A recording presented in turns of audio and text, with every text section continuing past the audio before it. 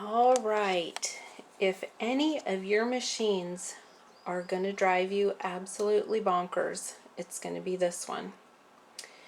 I love this machine. I love what it does, and I've learned a lot about using it over the years that I've had it.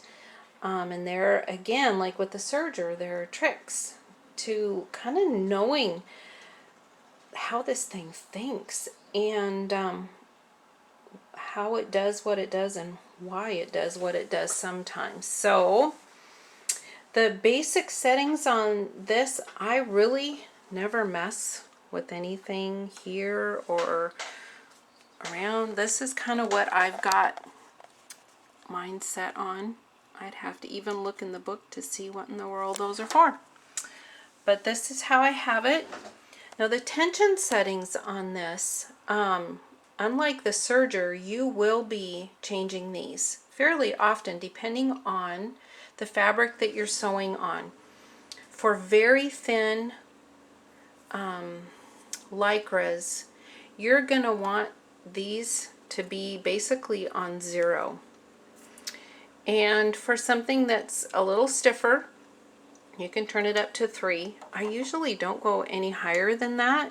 And if you're not sure, that one usually 2. You might want to just do a little test just to kind of see how it does.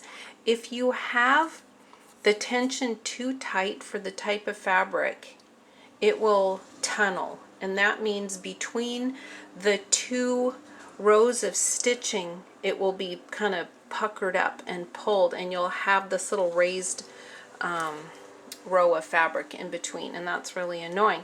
But all you have to do is just roll your tensions back down, and that will eliminate that problem.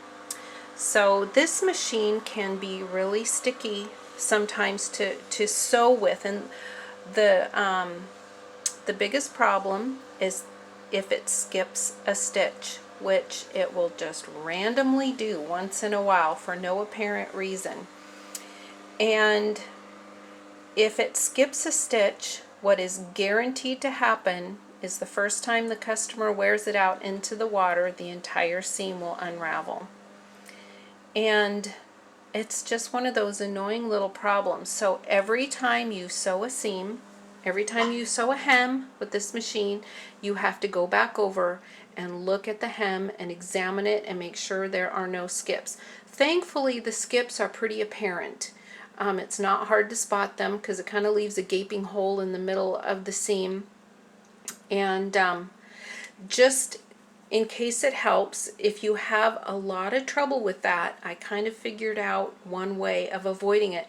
About a year ago, I had to take it into my local shop to have it fixed, and when I got it back, it was skipping stitches constantly, and no matter what I did with the tensions, oh my word, I rethreaded it over and over again. I tried everything, and I was just going crazy because I had all these orders I had to get out, and I could not make a nice hem to save my life.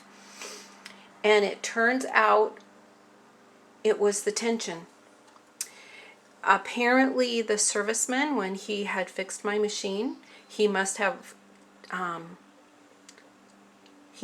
loosened the tension way back, and I just thought maybe that will have something to do with it, and I tightened it kind of way down, and it totally fixed it. So if you have problems with it skipping stitches, you might want to check that first. So let's see. So checking the seams every time you just have to kind of look at it real quick.